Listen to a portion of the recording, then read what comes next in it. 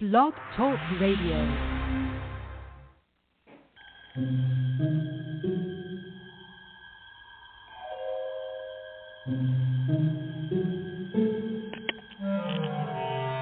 Archangels, ghosts, and Bigfoot, oh my. It's just another night for Supernatural Girls. Real stories, real answers to life's biggest supernatural mysteries. And now for another exciting interview with paranormal experts from this world and others. Here's your host, paranormal researcher Patricia Baker, on the one, the only Supernatural Girls.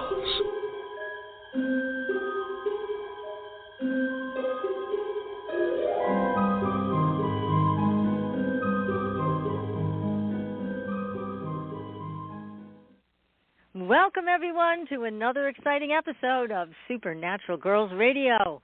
I'm your host, Patricia Baker, and I'm here with my co-host. She's back, Michelle Claire. Michelle, how are you tonight? I am doing well. How are you, Patricia? I'm great. I finally have some news of hot weather to share here in New England. It's a thrill. Okay. It's a thrill. Finally, we're warm, but we're super warm today. It was in the 90s, so very different than what we're used to. But you know what? I really kind of liked it.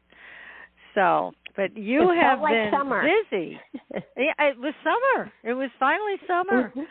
So I know you've been doing a lot of traveling, but then you weren't feeling well with COVID. We missed you, and now you're back. Thank goodness, and you're feeling better. Thank you.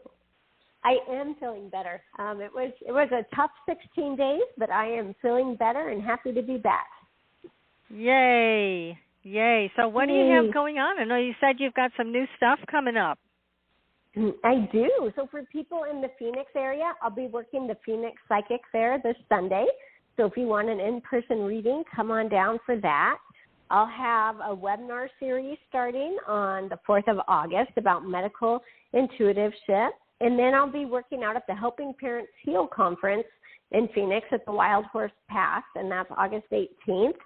Then we have sound and energy healing and readings August 28th. And then I'm headed to the IANS conference in Salt Lake City. So there are a million really fun and in-person things coming up in the next couple months. And this is all on your website, which is, tell everybody your website. Michelle Claire, CLARE.net, and you can find all of my upcoming events there. Super duper. Well, that's wonderful. So glad you're back. We missed you. And there's a lot to talk about tonight. And, of course, we have my most favorite guest, Lon Milo DuQuette, is here gracing us with his presence. We have some fascinating things to discuss. We're going to bring him on in just a few minutes. But I wanted to remind everybody, please go to our Facebook page. Give us a like and a follow there, Twitter, etc. We're on all of it, so make sure you're following us. We've got some great stories, especially on our Facebook page, so make sure to check that out. And let's see what else. We've got some good health products, really great health products, on our Supernatural Girls webpage. So if you go there and you want to try anything out, you can purchase it. I don't sell them directly. I just have the links directly to the company. And the company will be giving you a discount. So when you buy from our website, they will offer you a discount, and it's worth it. So to save every penny you can, right? So check that out. Mm-hmm. You got to save money today if you can. And also, I don't know if you are aware of this, but the cornucopia is now gone from the Fruit of the Loom logo. And what I mean by gone is gone. I mean, it was never there gone. And I think here we go. It's another Mandela effect. So next week, we're going to be talking to William Stickevers. He is a great astrologer coming in to talk specifically about Reagan, President Reagan, who was briefed about a hostile UFO race. We want to hear about that. But we also are going to question William about CERN and all of these effects people are seeing. So we're going to check with him to see what's in the skies, what's in the stars about CERN. Because, you know, another thing that happened I am not a big Britney Spears fan, but I'm aware of her songs. Hit Me Baby One More Time, that she performed in her video. And what color was her skirt? Well, I will tell you. I don't know. It was okay. It was red. It was red. But guess what? It's not red anymore. It's black. Now, I've talked to a number of Britney Spears fans, and they swear to me, nope, it was never black. They watched all of her videos. They know all of her songs. It was never, ever black. Where is this coming from? So all of these changes in the reality, the consensual reality that we have, it is really strange stuff. So people are watching closely to identify even more of these Mandela effects. So where is this coming from? We're going to talk to William about that next week. Very strange stuff. So it is. There you are. There you have it. So we're going to be talking about some really interesting things tonight. Much more interesting than Britney Spears' skirt. And it's going to make you think. And it's going to make you laugh, and it's going to entertain you to great heights, but you're also going to learn a lot because that's the guest we have tonight. He is fantastic. He is a legend in the world of magic and the occult. He has written over 19 books. I've lost count. And they're all terrific books. How I first met Lon was when I read his book, My Life with the Spirits, my most favorite book in the world. It made me laugh out loud. It was amazing. And guess what, everybody? If you haven't read this book yet, if you don't own this book, you are going to have an opportunity to purchase the audiobook, which is going to be coming out within the next 6 months. We'll be sure to announce it. So for people who have given up on reading and prefer to listen, you're going to be able to listen to My Life with the Spirits. So tonight, we are going to be talking to Lon about his personal stories, and we're going to be talking about a whole new take on demons because Lon's got it down, and we're going to be talking maybe about some angel stuff too. So you will not be bored, I guarantee it. He is an expert, he is a great author, and he is with us right now. So Lon, welcome to the show. Well, thank you very much, and I think I've got a theory about Britney Spears' dress. Do tell. Okay. We're ready. Well, everybody knows that she's a fan of the Rolling Stones. Right. And I have a feeling it's an homage to the Rolling Stones song, I see a red door, but I want to paint it black. Oh, okay. I see. So she changed it even on her older videos. That's pretty true. That sounds very magical. I hope it's a red door. I forget the lyrics. You're right. I'm having you on. I don't know. I don't have a theory. But thank you anyway I did neglect. Yeah, and I did neglect to mention that you are also a performer. You also sing and play guitar. You perform. You're just amazing. But what we're here to talk about tonight, I just can't wait. So we're thrilled to have you on, Lon. So always an honor. Well, thank you very much. It's just a treat to talk to live people. Yes. I've been so sequestered for the last almost 2 years now, and I have canceled most of my in-person lectures and concerts and things like that, and I'm just stuck in the house here with my wife of 55 years, and oh my goodness. And we've actually gotten to know each other. And and do you still like each other? Well, that's our marriage lasted for so long because we didn't get to know each other very well, and we believe that communication is just completely overrated. And so, but we're trying to adjust. But you do get on people's nerves when you're stuck in the same house with them for 2 years straight. It's like gosh. It's like one of those things where astronauts, you know, in a spacecraft going to the Mars or something, have to drive each other crazy, you know. Oh, so. No, I know, really, because you used to take some pretty long trips to China and other places. You would be gone for like months, and now you're there all the time. Yes, and oh my. Yeah, when I was gone for months at a time, that's when we find out how much we do love each other. That's right. Yeah.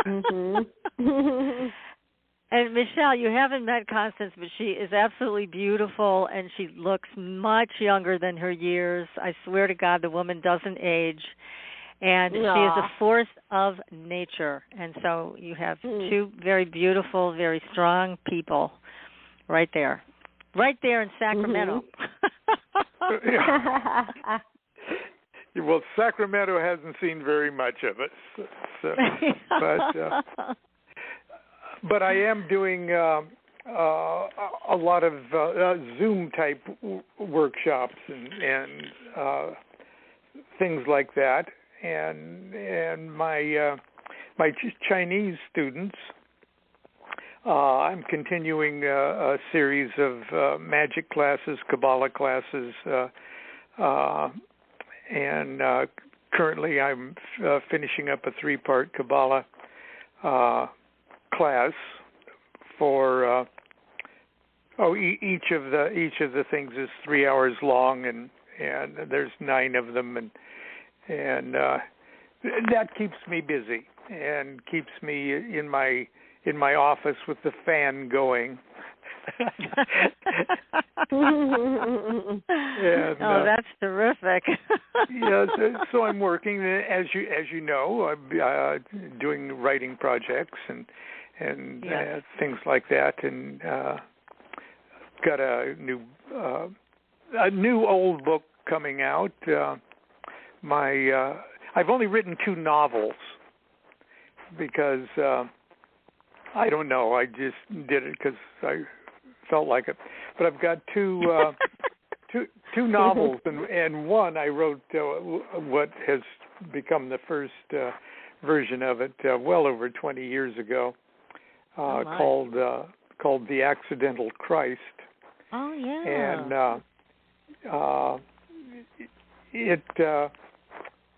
the good folks at Llewellyn are doing that, so that's coming out soon. And other projects, you know, you and I have a project going, and yes. So I'm keeping busy. I just celebrated my 74th birthday, which I've totally kept completely secret all over Facebook. Happy birthday! Well, thank you. Oh my goodness! Yes. I allow people to celebrate the entire month of July. Okay. So, I owe you a birthday present. I definitely do. Well, just hearing your voice is birthday present. Oh, you charmer, you. Yes. But well, we were going to talk about demons. Yeah, what do you think? Should we go there? I mean, you know, people are going to just freak out hearing about demons, but you have a whole different take on demons. So, yeah, I think we should talk about that now. Yeah, so, well, I'm sure that there are all sorts of,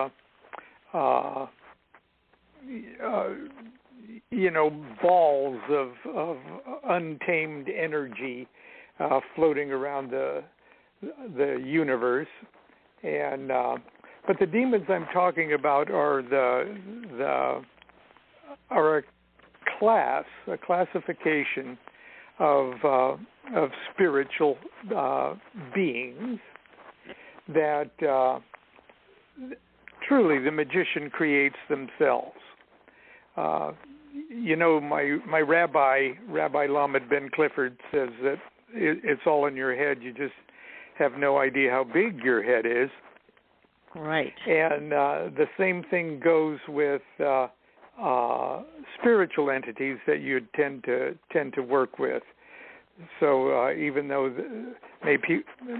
people may agree on the literary characteristics of archangels, angels, spirits, and intelligences, but ultimately when you're dealing with that as an individual or as a magician, the thing you're working with is the thing as you understand it, in other words, as you create it. So my angel Raphael or Gabriel is different. It's a Lon kind of Gabriel. It's a Lon kind of Raphael, and yours would be a Patricia kind. Okay. Yeah. They don't have objective reality. Not that they're not real. Okay, but they don't have the same kind of objective reality as, say, the Empire State Building. The Empire State Building is more or less the same for everybody that gets inside it and goes up the elevator and stuff like that. But ultimately, even that Empire State Building is how you perceive it, is how you are processing the information of the Empire State Building in your own mind, and nobody's mind is like your mind. So ultimately it's your Empire State Building too. Does that make any sense? Okay. Yes. Yes. And the same thing with these spiritual forces. You could look at people like to use the concept of everything is in the mind of God, and if you start thinking about, well, did God make Satan? Did God make the? Well, yes, but when you say God, you have to sort of really expand your mind to something that is so big that there is no opposites. Okay. Aha. So it's all inclusive. Yes. So if your idea of God is so small or limited that there is an opposing force to that God, then that God isn't big enough yet. It has to be something so big that it doesn't have an opposite. And so the what we're dealing with when you try to split your spiritual entities up into good angels and bad demons, well, they're little goods and little bads, and ultimately they're inside one big transcendent good. Okay, and that transcendent good is the supreme being that in the story Solomon plugged into. Solomon didn't plug into a little good when he entered into the presence of God before he could, do his magic. Solomon plugged himself into the big G good. Okay, and then he had just as much influence with and control over both the little goods of the angelic forces and the little evils of the blind forces of nature or the demons. Because the story goes in Solomonic magic that Solomon built the temple of God using a labor union of demons. Yeah. How did he do that? Because they talk about his ring. But well, how did he really do this? Well, from a historic, objective point of view, he probably, there wasn't a Solomon to do that. But the myth of Solomon, the legend of Solomon, is more true than any historical event could possibly be, because it contains in that legend a secret of human consciousness, the secret of consciousness itself, and how we can, to our advantage, to our evolution, in a balanced way, take advantage of that for our own growth, for our own liberation. So the idea is this. Want me to tell you? Want me to tell you the Solomon? On the edge of my chair. Okay. What is it? Well, I'll put on my rabbi yarmulke here and tell you the Solomon story. And the Solomon story isn't unique to the Judeo-Christian religions and cultures. Solomon was a big hero in Islam, a big mythological hero in Islam too. And the stories of Solomon aren't limited to the canonical texts of the Bible. There's lots of Solomon stories, and most dramatic are those told in the 1001 Nights, the story of Scheherazade. 1001 Arabian Nights, okay, that story. And modern ceremonial magic is based on medieval ceremonial magic that used 1001 Arabian Nights as the textbook of these archetypal, hierarchical set of spirits. So when modern magicians are using Solomonic magic, they're dealing with a set of characters, lists of demons, lists of angels, lists of archangels, spirits, and intelligences drawn from 1001 Arabian Nights. And the modern magician, in a sense, if he's going to use this particular technique of magic, is taking on the persona and using the formula of the character of Solomon. And here's Solomon's story. His dad was King David, and King David was successful in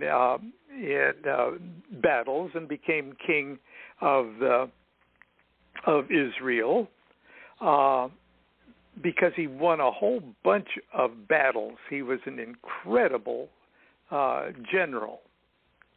Okay, but he made a deal. He made a deal with the supreme intelligence of the universe. He made a deal with God to build a house where the God could dwell.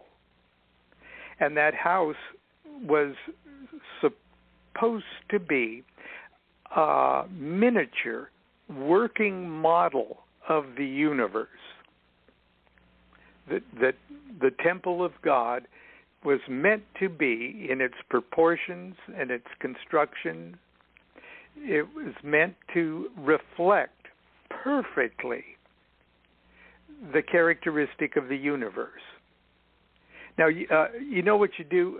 If you have a set of tuning forks and you've got a high A note and you've got a big tuning fork that is a low A note, but if you hit that low A note near the high tuning fork A. They don't even have to touch the high tuning fork A, the miniature working model of the big tuning fork A. The little one starts to vibrate. Right? Yeah. Okay. The idea was if you make a building, if you make a house that's the perfect miniature working model of the cosmos, and you make it perfect, then it vibrates with the same frequency as the big universal supreme vibration of God. In other words, if you make a perfect working model of God, it will quiver with the same frequency as the big vibratory reality of the supreme consciousness of the universe. So David said, "Yeah, I'll do that. Just let me win a bunch of battles." Okay. Well, he won a bunch of battles, and he just like a kind of a normal guy, he falls in love with a general's wife, and he sends the general off to a battle where he's going to get killed, and he does naughty things, and he killed so many people that he was denied the privilege of building the house that he swore he'd build. And so David sort of died without fulfilling the pledge, and Solomon was one of his sons, and he inherited the kingdom, and he also inherited this job of building the temple. Well, Solomon wasn't a warrior. Solomon was like a poet musician. He was a hippie, okay. And Solomon, and as all musicians are, insanely lazy, and we're all bums, okay? Wonderful bums, but we're bums. And so he said, "You know what I'm going to do? I'm just going to meditate, and because I can't build this thing. I don't know what the contractors are. I don't know how the universe runs. I can't. The only person that knows how to make this miniature working model of the cosmos is God itself." And so Solomon, the way they worded it is, Solomon entered into the presence of God. In other words, he raised his consciousness to that supreme singularity. And he entered into the presence of the supreme singularity, however he did it, and said, and when he got there, the supreme singularity said, "Whoa, nobody's done that before. What do you want, kid?" And and he said, "Look, my dad made a deal with you to build the working model of the cosmos so you could indwell your vibration in a place right on Earth. I don't know how to do it. Only you know how to do that. Give me the wisdom to pull this thing off." Okay, now every Kabbalist knows that wisdom is the name of the third sephirah on the tree of life, or it's on the supernal triad. It's right there in the mind of God itself.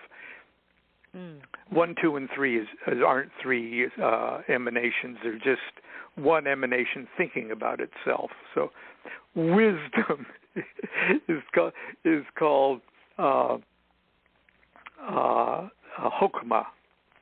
It's number 2, excuse me. It's number 2 on the Tree of Life. The perfect reflection of the singularity. And God was so impressed. He says, wow, nobody has ever done that before. You know, not only do you get up here, but you ask the neatest damn question. Yeah, you got it. You know, you got it, kid. I'll give you the wisdom to pull this off. Not only that, with that wisdom, I'm going to show you how all of the heavy lifting in the universe, all the constructive stuff, all of the destructive stuff, all the stuff that gets moved around, all the stuff that gets transformed, all this heavy lifting in the universe, hey, it's not done by angels.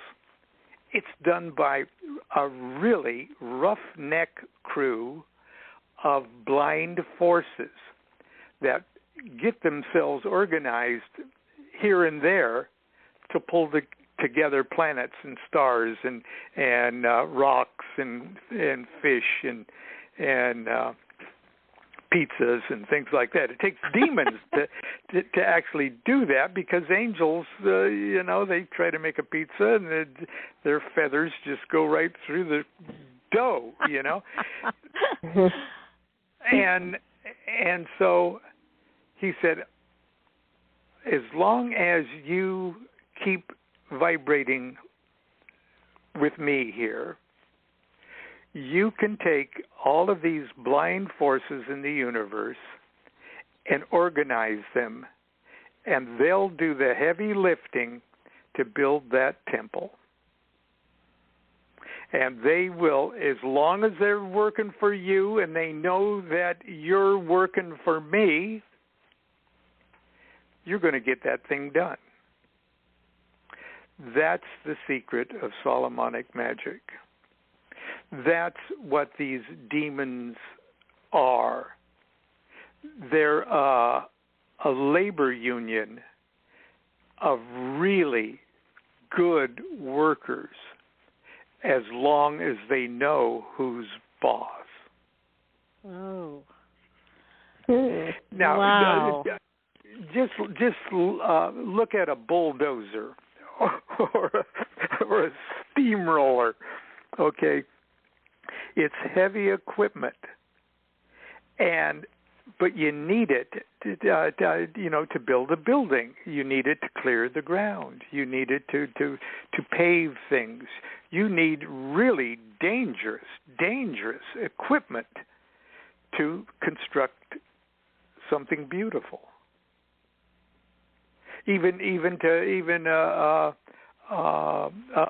painter can't make something beautiful without using potentially dangerous tools. You could stick that paintbrush in your eye. Yeah. You could swallow the paint. Or drop a chisel on your foot. Right. Right. But if you leave that steamroller turned on, and the steamroller driver jumps off the steamroller at 4:00 when it's quitting time, and that steamroller can just drive itself helter-skelter all over the neighborhood, it'll level the neighborhood, and it will seem evil. Mm-hmm. It will seem destructive. It will exercise all that power along the lines of least resistance all over the place. But when it is controlled by a skilled worker, when it's controlled by a magician, it does its creative thing. It can build a cathedral. Now, you don't cast moral aspersions on the steamroller. Okay? Right. Yeah. In other words, there is no such thing as black magic. There are only black magicians. Mhm. Okay. Mhm. So, well, you know, when I was a kid, I'd watch the Academy Awards. I've always watched the Academy Awards. I'm a sucker. But but in the old days, they actually did get up, like when an actress is accepting her award, she'd get up and thank all of the little people who made it possible. Yeah. Okay. Yes. And well, I don't ever actually remember someone saying the little people, but that's what they meant. You know, you thank all the little people, the makeup person, their mother and their father, and their acting coach in high school, and their costumer and their coaches, and they thank a million people. Sometimes they even thank the stage crew that built the set, you know? Yeah. They go overboard with that. Yeah. Yeah, and they just gush and go on and on. Now, those demons actually worked for that person and did make it possible. And when they're thanking the little people, they're thanking demons that actually work to their advantage. But those same characters, that same makeup artist could have made them look horrible. That their parents could have abused them into traumatic, and perhaps they even did. And the director could have browbeat them into insanity. Just as easily, those same little people, those same angels, could have worked their magic, could have worked their talents to turn that into a nightmare, and that person would not be standing there in the warmth of the footlights accepting that award. Do you see where I'm going with that? Yes. It couldn't go one way or the other. Yes. Yeah. So the Goetic spirits, or that's what it's called, the Goetia, is a set of 72 classic angels from medieval literature that have in the past characteristically worked for a few magicians, enough for them to use their imaginations and collect these spirits into 72 individual spirits that truly they plucked it from older documents, and it's a mix-up of hundreds of years worth of stuff. It's not the Goetia that modern magicians are working with are one magician's collection of the greatest hits of Solomonic magic that they collected back in the 1400s and put together in one volume for their own convenience. And then that's been used as the lesser key of Solomon, the greater key of Solomon that the magicians today use. So don't think we're reaching so far back into history that this is somehow sacrosanct magical material. It's one magician's collection of the greatest hits of the demon world. But but let me they're ask you a broken. question, Lon, if I may. Yes. May I ask you a question? I don't mean to interrupt the flow of the story you're telling, but just to be able to understand, like, here we are. I mean, Michelle and I are just like regular folks with our own set of angels and demons, from what you're saying, and I understand that. It's like, are you saying that we are responsible for both energies? We're responsible for the demons, and we're responsible for the angels. Is that how this is where this is leading to? I would say I wish I could have said that at first, and I wouldn't have had to be talking for the last 10 minutes. Yes, that's exactly what I'm saying. Yeah.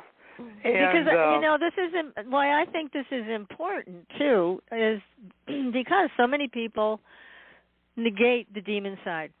It's like, you just have to get rid of them. And I don't think there is getting rid of them. So, and what you're saying is there's this energetic relationship. So there is an energetic relationship that we can make use of, because we can't ever completely get rid of them, right? Well, no. Yeah, the idea is to redeem them. Redeem them. Okay. Mhm. So guide them and direct them. Is that what you're thinking? That's right. And when you now, all of us, you and me, everybody, in a sense, we all come just hardwired with 72 of these spirits. We all how many 6-packs of these? We all come hardwired with them. Okay, and and some of us that are getting along relatively well with life have already mastered and redeemed, maybe 2/3 of them. We've already figured out in our own little way, we've mastered certain talents. We've turned so many lemons in our life into lemonade. Okay. Right. Yeah. We've already got most of these so-called demons. We've already got them under control. They're already working for us, but only in so much as we've gotten our own stuff together in order to make mastery of them. Just we don't even notice it. But there are others that we don't have control over. There are others that we haven't mastered. There are others that still need to be redeemed. And when we have a problem, a specific problem, or when we do something where we slap our foreheads and say, "Oh my God, I'm my own worst enemy. I just keep doing that. Why do I do that?" That's one of these demons that you don't have control over. These are still running amok. They're burning through your soul like Drano along the paths of least resistance, because you've yet to master them. So the practical idea is that the magician has a problem, and the magician would like that problem solved. And the magician realizes that they're not smart enough to figure out exactly how to arrange the universe to make that happen, and they have to enter in to the presence of deity and go, oh, I know this has to happen. I know I want to get this done.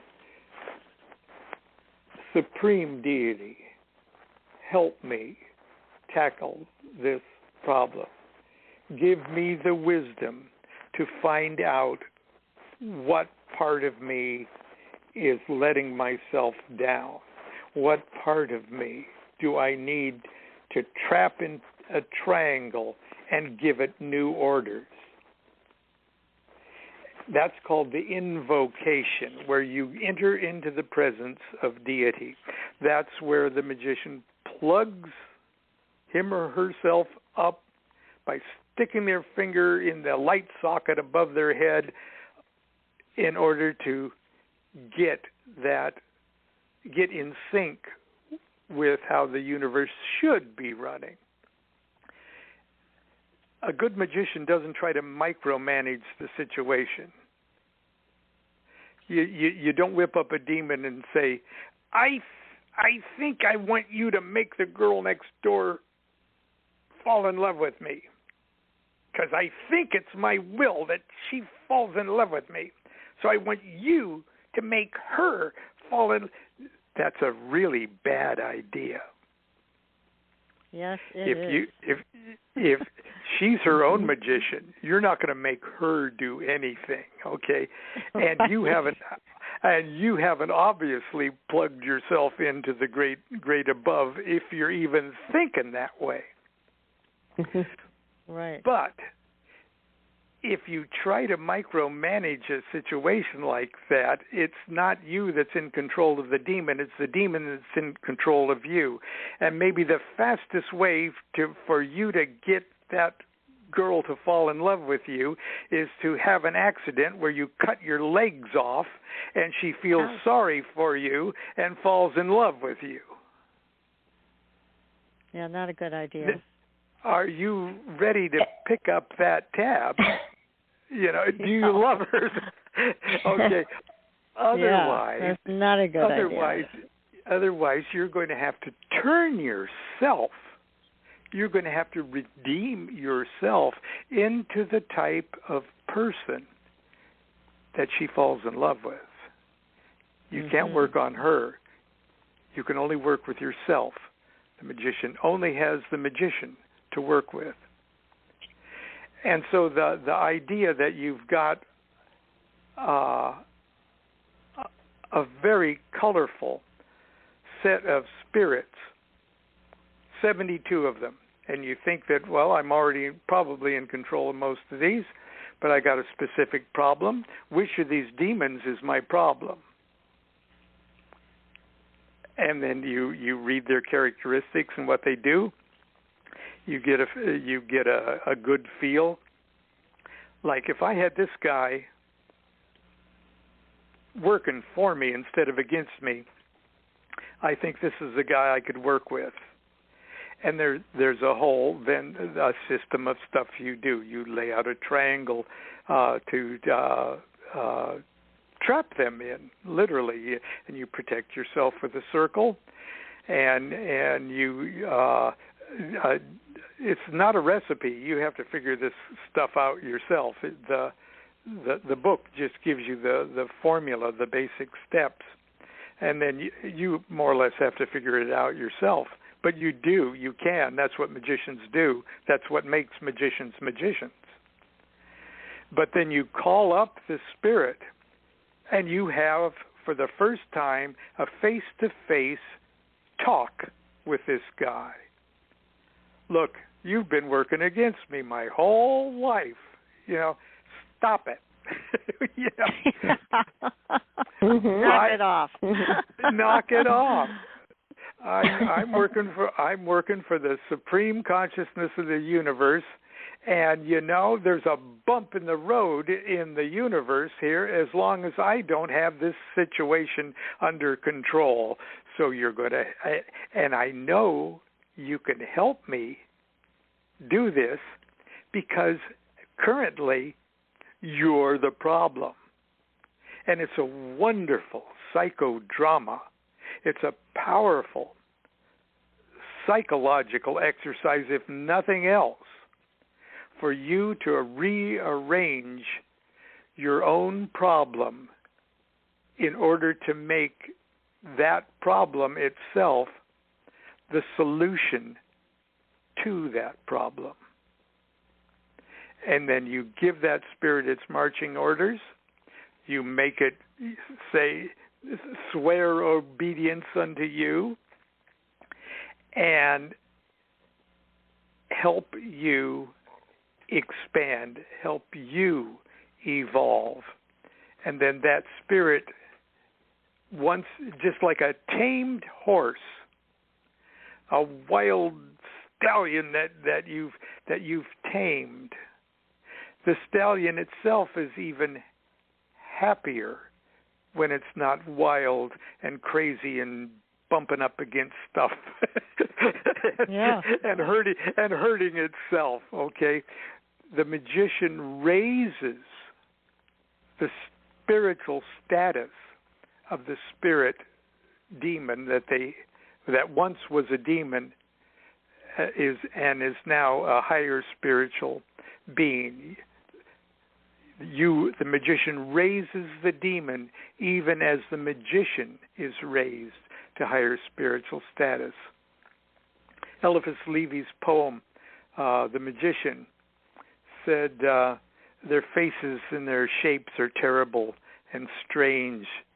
These devils, by my might, to angels I will change. That's beautiful. Yeah. And it makes so much sense to approach this in this manner because, we can be bothered by, so many different things. Especially right now, there's so much craziness going on and so many changes all at once. So there's a lot coming at us, and trying to control each and every event, it's overwhelming. It's just overwhelming. So to take it into this realm of good magic, responsible magic, makes so much more sense. It's more efficient. And you just provided us with structure for this, which isn't super complicated either, which I like. That's easy. And it's had a bad reputation because it's not a healthy thing to do if the magician is overly superstitious. This is not a superstition type thing. This is not it's not for the immature or superstitious or someone who's half crazy to begin with. Right. Yeah, and these are people who really want to take responsibility for their lives and also connect with source energy or great spirit or whatever you want to call it. So supreme deity, it's all the same. So it makes so much sense, Lon, the way you talk about this. It makes so much sense. But now, what happened with King Solomon? Can you talk about and explain to us, because he had a ring, right? And something happened where one of the demons got his ring. Isn't that what happened? Oh, and that's one. Yeah, that's one of the legends. And there's all sorts of legends of Solomon and putting the spirits in bottles, and the bottles get thrown in the sea and everything else. Which really, it all makes sense, from a perfectly logical, psychological point of view. And please don't think I'm trying to turn everything into psychological stuff, okay? Great art. These myths are truer than history, than objective history, okay? That's why myths are so important. So I'm not denigrating the importance of all of this. So the story of the ring, there's all sorts of there's the ring that he used to cut the stones for the temple. Like a laser. It was a worm, a worm in the ring. And there's the classic ring of Solomon is the two interlaced equilateral triangles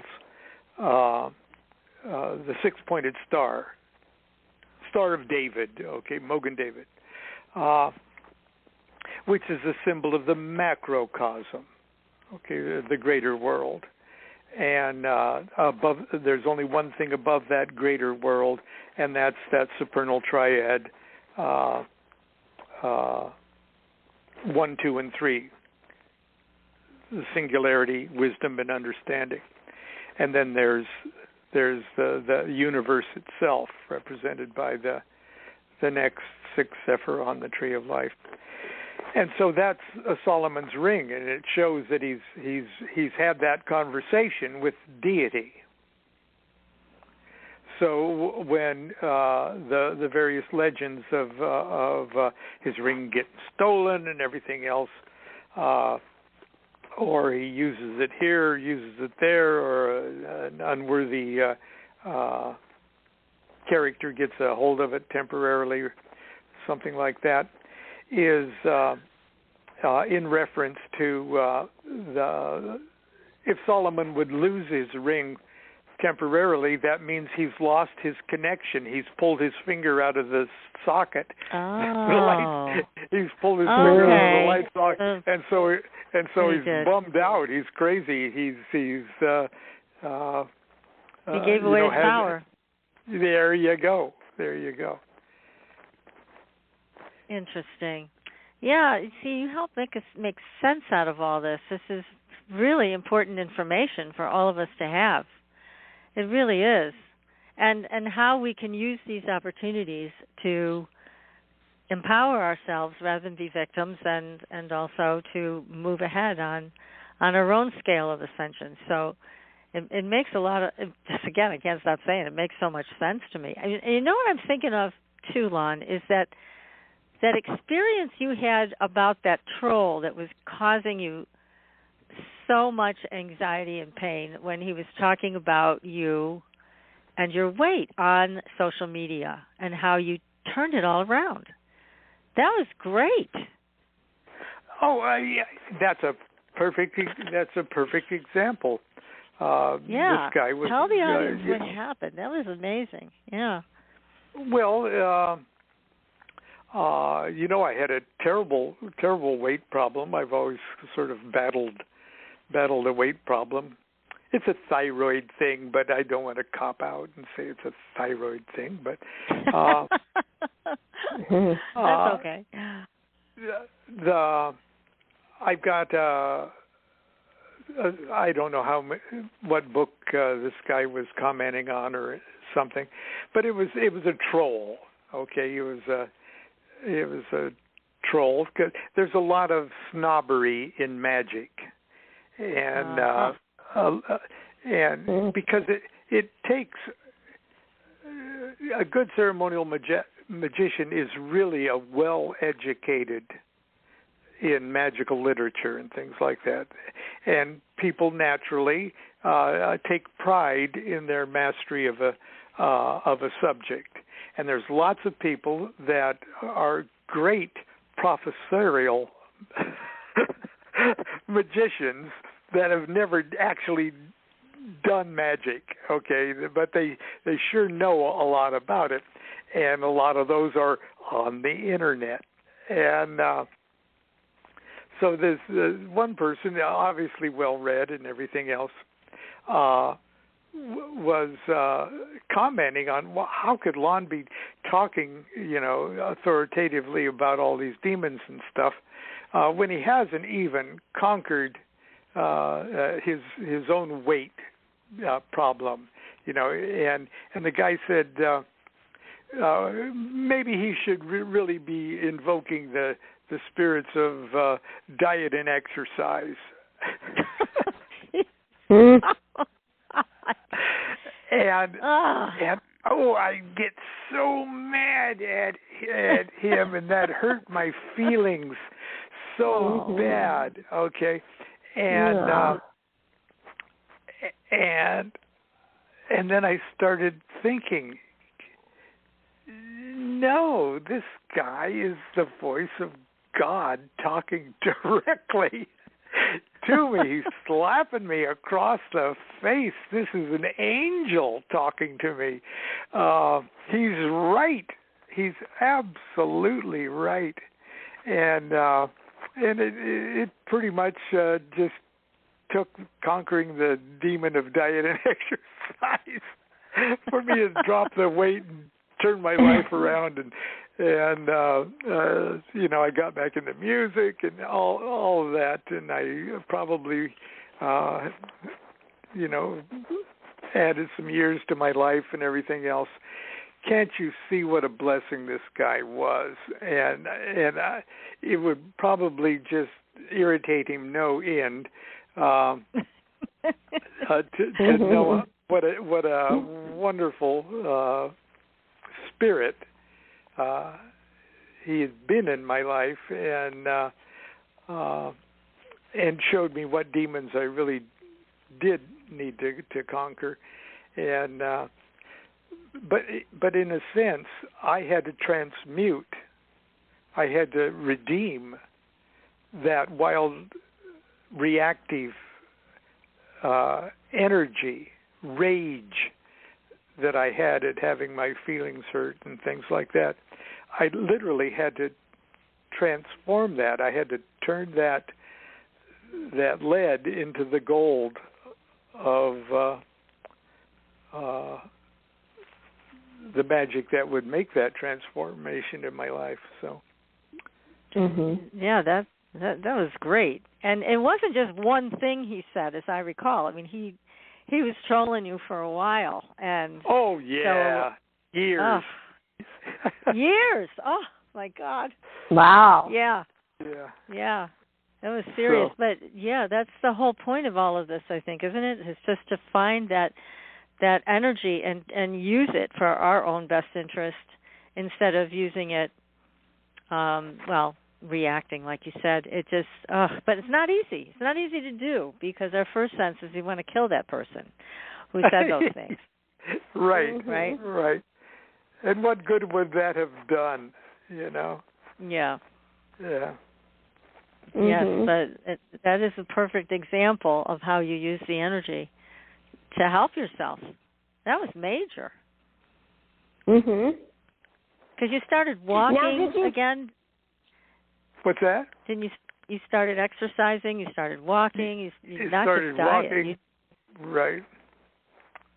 And actually, all I needed to do was one thing, and that was obey my wife.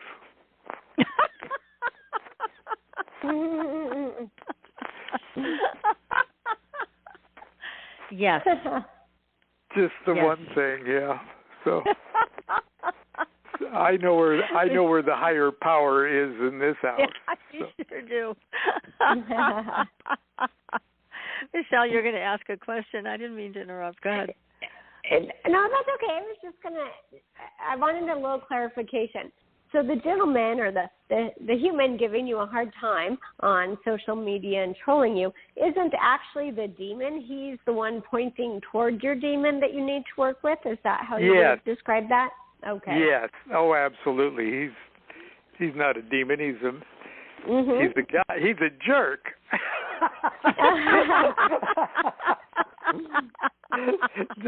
just an old-fashioned jerk. But there you go. Yeah. Just pointing the way to something for you to work on. That's right.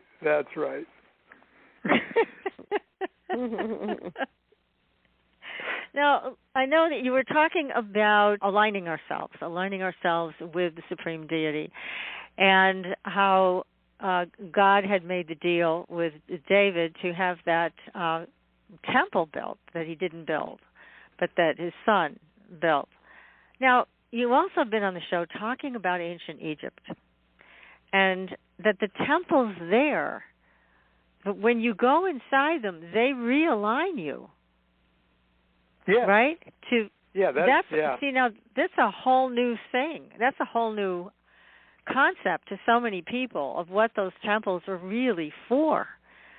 So please elaborate on that. That is a fascinating thing. Well, there's lots of good books on sacred geometry and in architecture, and most of them spend a lot of time on the proportions and design of temples all over the place,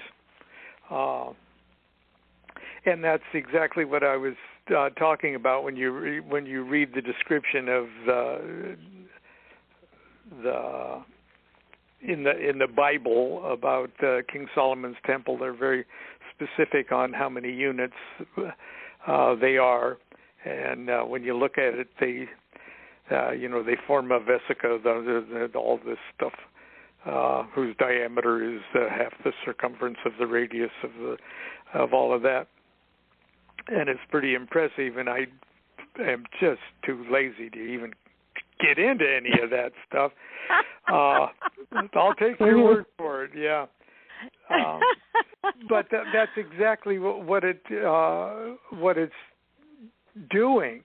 Okay, it's a functioning miniature working model of cosmological realities that actually, first of all, on the surface,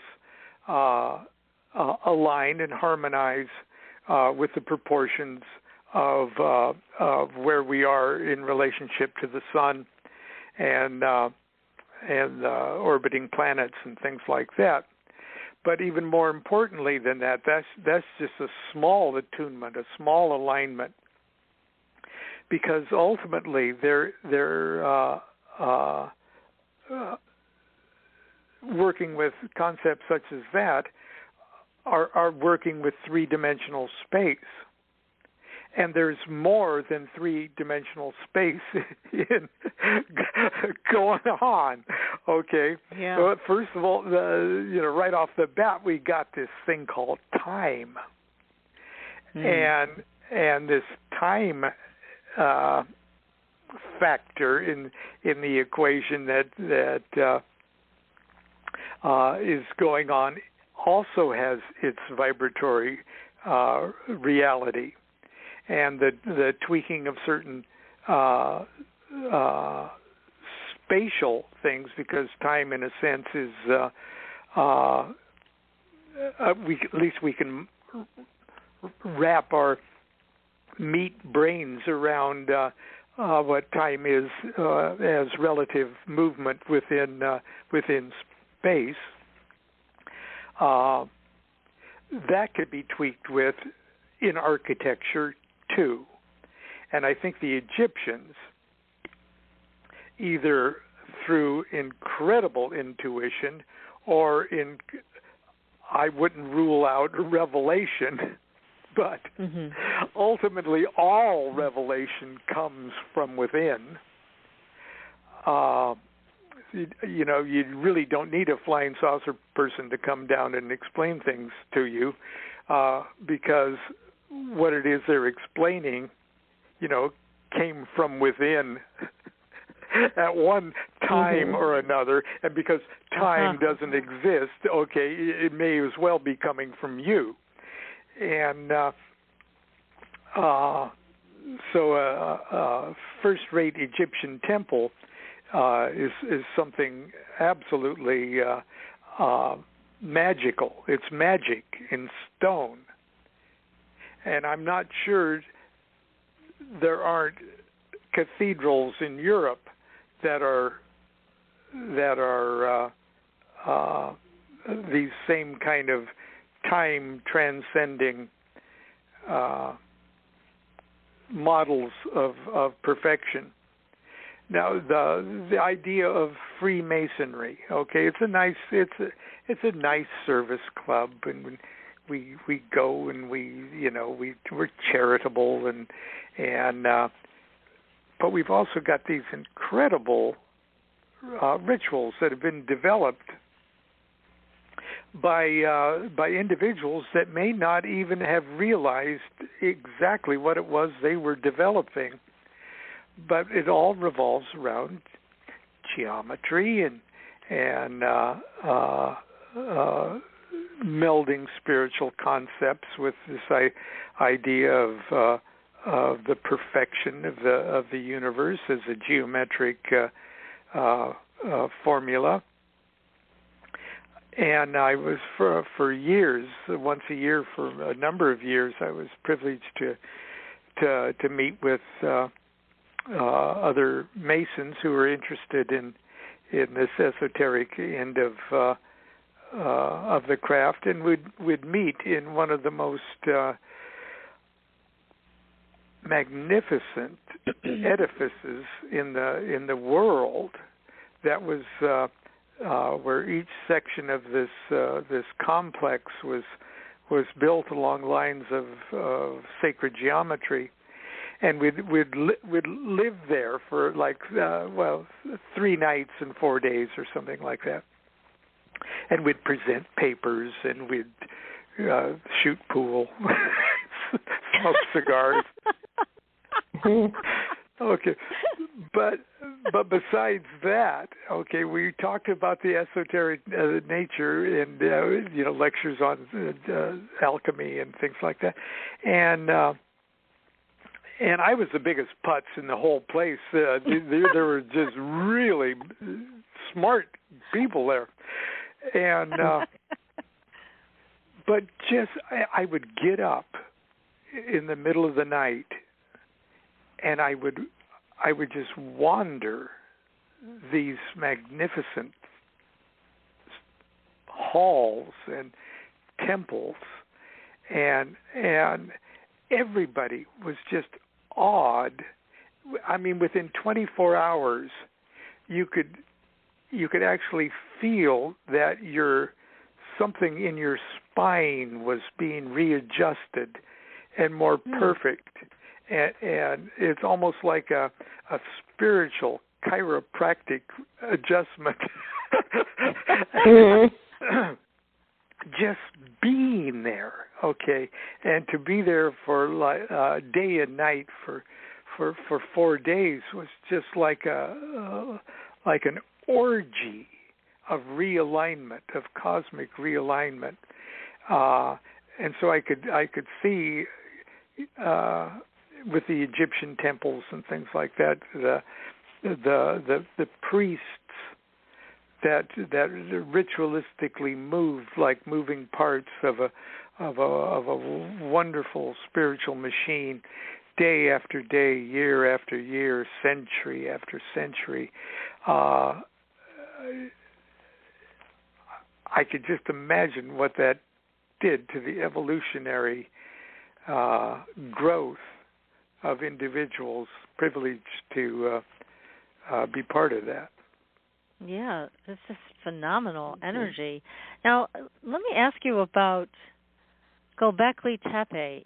Does your circle, or do you know people who know anything about that? I mean, Egyptian times, we at least have some semblance of what they were doing. We still don't have a lot of these mysteries understood.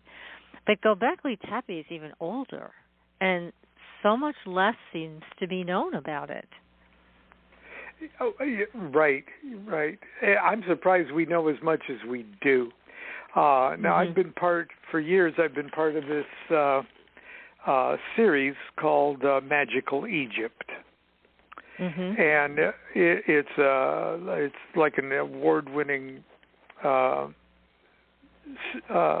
set of video presentations with experts from all over the place, and it's coupled with the graphic magic of Chance Gardner and stuff. It's a magnificent series, and I would really recommend anyone that hasn't viewed that series, The Magical Egypt, just to Google it and see what they offer, because that to me seems like something that a person interested in this would just drool over. Oh yeah, I think I bought that a few years back, and it is amazing. It is amazing, and of course, it's great because you're in it. So, but they talk a lot about the brain, and I found that fascinating. But again, I'm looking at Göbekli Tepe and wondering, what in the world were they doing? Was it the same kind of thing, do you think, as Magical Egypt? If they were constructing similar temples, or was it something different? I mean, it's such a mystery. It's so interesting to me. Yes, and you got to remember that the Egyptians were just they came late. The Egyptians were the new kids on the block. Right. Yeah, and yes, and you know, the Hindus have this concept of yugas, or great ages, that there's like golden ages that where people walked with gods. Almost every culture has the legend of a time when we walked with gods, and then we had these dark times. You know, in other words, human consciousness goes through cycles. And, of course, the Hindus have it all blocked out, but, you know, how many days, how many years and stuff. But the idea being that that we now actually know what they've been saying for years, that the Earth and our whole solar system, the sun and all the planets that hang around our sun, are also going around a center in the galaxy. So we're orbiting, and it's probably the black hole at the center of the Milky Way, but it's an elliptical orbit, and sometimes we go closer to the center, and the gravitational pull there as we go closer to the center speeds up. So that cycle is faster. Okay, it's only 10 million years or something, and the ones way out in the edge, all these dark ages, are really long. But we're near and then far from this galactic center. And it seems that when we're near this incredible vibratory essence that is that center, that we get real smart and that we get real insightful, and that we all of a sudden don't have to start talking with each other because we can just read each other's we can read each other's minds. We can figure out, how to, program our VCRs, without help, and that's so old. Okay, but anyway, so the idea of Egypt, or the echo that Egypt was of one of these times where we walk with the gods, would deal with intelligence, information, and technology, that it takes more than our meat brains to comprehend.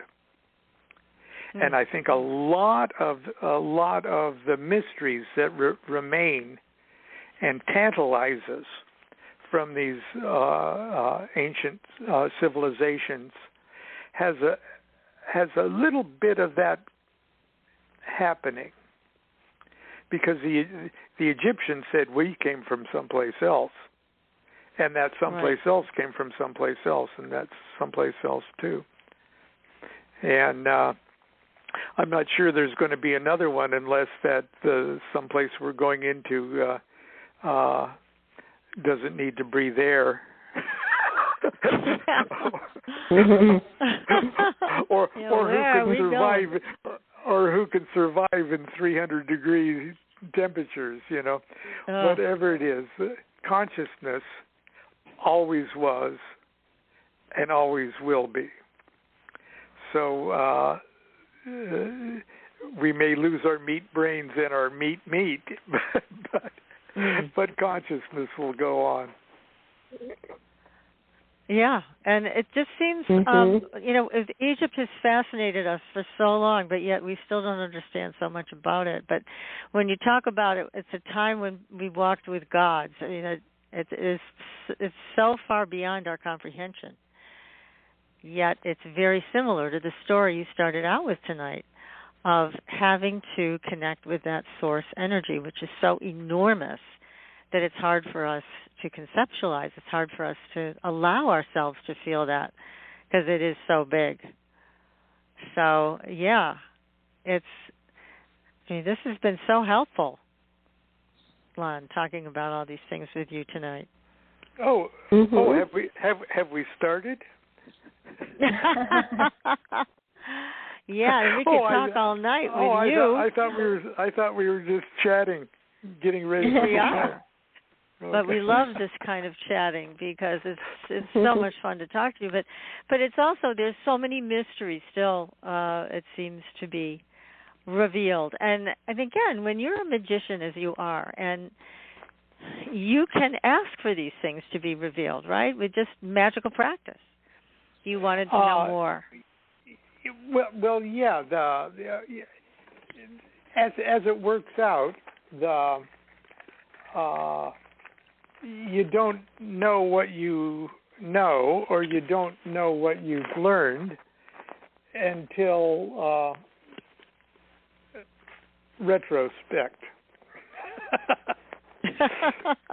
Does that make sense? You don't know. It does. Mm-hmm. Yeah, just a child doesn't actually feel themselves growing until they try to put on the shoes that they wore as a baby. Okay, and right. Oh my God, I've changed. Yeah. Yes.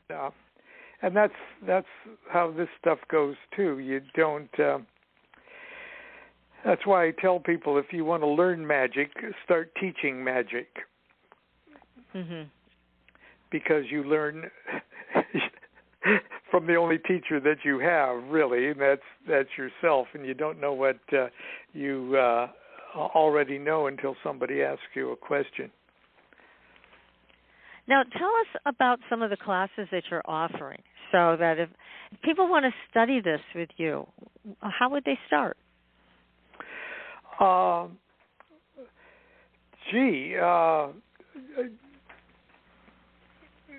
Email me. Okay. Email me and be polite. Right. Well, first of all, the closest thing I've got to a blog is my Facebook page, just my personal Facebook page, Lon Milo DuQuette, and it's public, and anybody can get on it. And Ask Constance, I'm on Facebook too much every day. Okay, and every day for over the last 2 years, every day at 10 o'clock my time, I do a 15-minute to a half-hour show of some kind. But that's just to make people not forget I'm still alive and living in Sacramento. But my so they can join you there on Facebook.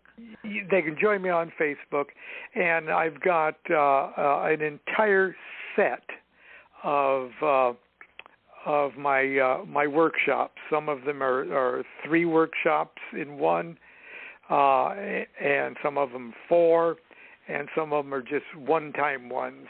So they're on all sorts of subjects, the magic of tarot, the Goetia, There's a 4-part Enochian magic one. There's a 3-part 3 degrees of Kabbalah initiation. There's one on how to making a Jupiter talisman. There's one on the Abyss, and one on the Knights Templar and Solomon. And so if they email me, just at lonmilo@gmail.com, and I'll send them the thing. I think they're $25 a piece. I think the 4-part ones are $30 or something like that. And then that's just done through PayPal. This is as simple and bonehead as I need it to be. Yeah. Yeah, no, it's easy. And I have to say, I've done several of your workshops, Lon, and every single time it has expanded my mind so very much. I've learned so much from everything that I've studied with you. And I especially fondly think of I believe it was the New Year's Eve that you read from the Enochian language. It was amazing. Do you remember what year that was? That was a while ago, but it was extraordinary. Yeah, but, it was extraordinary. But in the Enochian workshop, it's a truly an interactive workshop, and I read the calls, and we scry. We do magic as much as magic can be done remotely, So. Yeah.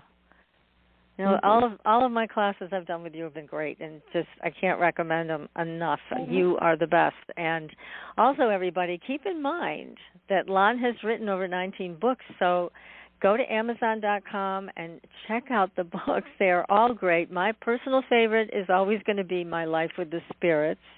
And as I mentioned at the beginning of the show, it is going to be coming out as an audiobook, and I hope and pray that it's also going to be coming out as a television movie, because it would be terrific. So any producers out there listening, you better contact me, because I don't want you to miss this opportunity. That is a great story that you wrote, Lon, and it's true, so even better. But yes, that needs to be done. So what are you working on now? What's next? What's the next book? Well, the next book is the Accidental Christ that's coming out, and then the Homemade Magic is being re-released with a new publisher, and Homemade Magic is one of my favorite books. It's along the lines of My Life with the Spirits, and so I've redone both of those to try to keep them in print for another 20 years or so as the world teeters toward extinction. Right. Well, we will have your books, that's for sure, no matter what happens. So, that's great. Well, Lon, this has been a wonderful evening, well spent with you as always. Thank you so much for joining us. Well, thank you, and sorry I just babbled on. That's how I am. You didn't just babble on. It was great. It was great. Thank you so much. A lot of insight. So everybody, so much. And don't forget to go to Michelle's website. Also, check out all of the cool stuff that she has coming up, michelleclaire.net. And Lon, your Facebook page, everybody needs to go there, Lon Milo DuQuette, and become a follower so you can keep up with all the workshops and teachings that you're offering. This has been great. So next week, everybody, again, William Stick-Evers is coming, and he is going to be talking about the UFO briefing that President Reagan got. We've got to hear all about that. And he also is going to have some predictions, and he's always right, so we don't want to miss it. So everybody, until then, we will see you on the Blue Highway. Good night, everyone.